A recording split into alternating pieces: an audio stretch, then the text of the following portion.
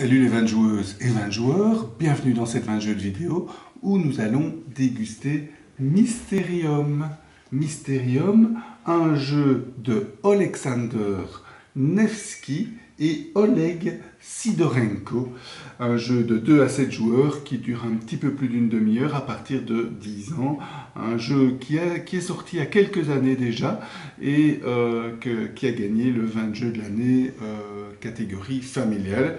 On va pas le déguster tout seul parce que pourquoi est-ce qu'on le déguste aujourd'hui? Parce que vient de sortir la deuxième extension du jeu qui s'appelle Secrets and Lies, mais ne vous en faites pas, ce n'est pas en anglais, c'est d'ailleurs sans langage, d'ailleurs la boîte est en français. Une extension de, on va dire des mêmes auteurs, on ne va pas répéter leur nom, et donc aujourd'hui on va déguster les deux en même temps. D'abord je vous parle principalement de Mysterium, mais je conclurai en vous donnant ce que comprend cette extension.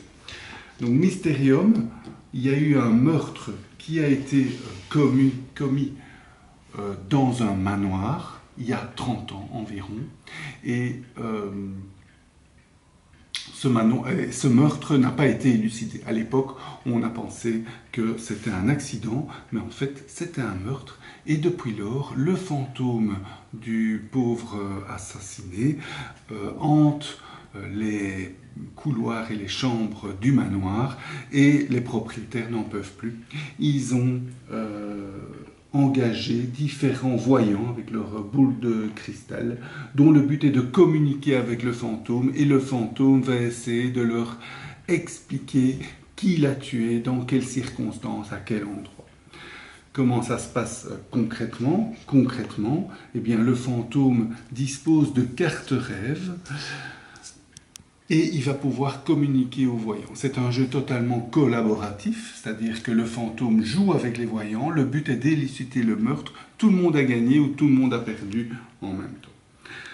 Pour cela, le fantôme dispose d'un, vous allez admirer le matériel du jeu, c'est incroyable, donc ici le fantôme dispose d'un paravent que seul lui peut voir et qui va montrer. Par exemple, ici, dans une configuration 5 joueurs, un joueur joue le fantôme, il y a 4 voyants, pardon, le mauve, le jaune, le bleu et le noir, et chaque voyant doit élucider, doit savoir qui est suspect.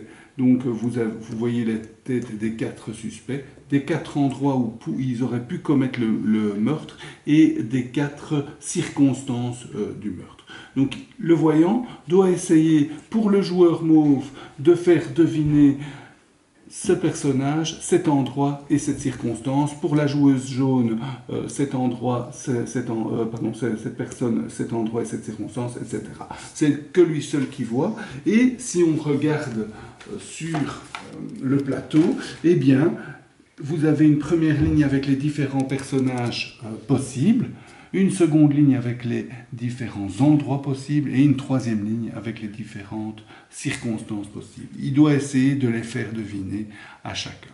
Pour cela, à chaque tour, il va prendre des cartes rêves dans sa main, et il en a 7, et il va donner des cartes rêves à chacun. Donc par exemple, il va donner à quelqu'un ces 2 cartes rêves.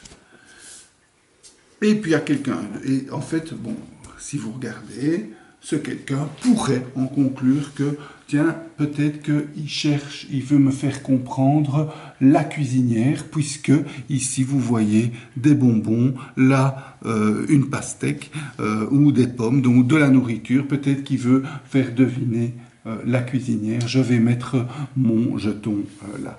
À un autre joueur, il va donner par exemple ces 3 cartes-là, et la personne pourrait en conclure qu'il s'agit de la bijoutière. Vous voyez, elle a un collier de fleurs, elle a des bijoux, eh bien, vous voyez, ici il y a des fleurs, là on dirait, c'est une pelote de laine, mais on pourrait dire que c'est un bijou, et là aussi, tiens, pourquoi pas, ok, je mets mon voyant là.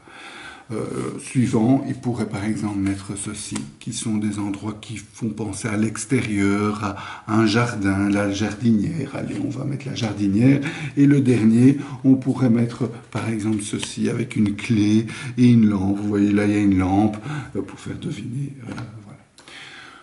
Le tour est fini, les joueurs discutent un peu, ils ont le temps d'un sablier pour se mettre d'accord ou ils mettent leur boule de cristal et puis ensuite le voyant va dire si oui ou non on a trouvé. Si on a trouvé, on change de toute façon de tour, on a 7 heures pour trouver. Donc, l'heure suivante, eh bien, on devra deviner l'endroit. Si on n'a pas trouvé, l'heure suivante, on devra deviner toujours le bon personnage. Et quand on aura trouvé un endroit, il faudra ensuite trouver une circonstance. Quand tout le monde a tout trouvé, donc à ce moment-là, le jeton des joueurs se trouve ici. Quand tout le monde a trouvé son personnage, son endroit et sa circonstance, eh bien, arrive le dernier round où le fantôme va devoir faire deviner maintenant qui parmi ces 4 suspects, donc 1, 2, 3, 4, donc un suspect, un endroit et une circonstance, lequel est le meurtrier. Et pour cela, il va pouvoir choisir dans sa main que 3 cartes. Il va les mélanger et puis il va les montrer aux joueurs. Et les joueurs vont savoir que une des cartes correspond au personnage, une autre à l'endroit et une troisième à la circonstance. Dans ce cas-ci, par exemple, ils pourraient se dire, tiens, un potiron, ça doit être la cuisinière. Le lit, ici, ça pourrait être, ici il y a un lit, la chambre. Et une porte qui s'ouvre comme ça avec un bonhomme, on pourrait dire que la circonstance, c'est quelqu'un qui observe une scène de loin. Et donc, il décide que c'est le meurtrier. Si le fantôme aura mis la bonne réponse ici, si on retourne et que c'est bien un et qu'ils ont choisi un, tout le monde a gagné, sinon tout le monde a perdu. Voilà, ça c'était pour Mysterium. Donc vous voyez un jeu vraiment subtil, il faut communiquer par des cartes rêves, il faut en tirer les conclusions, c'est pas toujours évident, c'est sujet aux interprétations, discussions entre les joueurs, c'est très poétique, un peu comme Dixit, et vraiment c'est une belle trouvaille, c'est pas pour rien qu'il a eu le 20 jeu de l'année des familiales.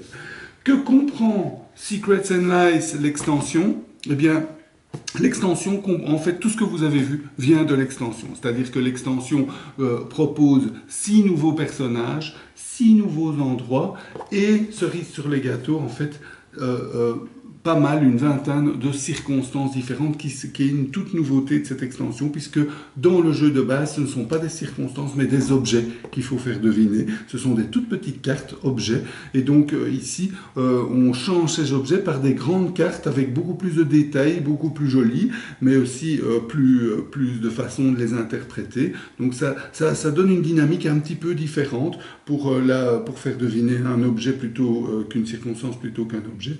Donc très sympa, cette extension, c'est pas fondamentalement changeant, mais ça change quand même le jeu et ça apporte pas mal de variété, sans compter une cinquantaine de nouvelles cartes rêves dont vous avez vu déjà une belle partie ici dans l'explication de cette vidéo. Voilà, j'espère que cette dégustation vous a goûté. Je vous souhaite de bien vous amuser. Santé, aujourd'hui ça sera un petit thé. Santé et à bientôt.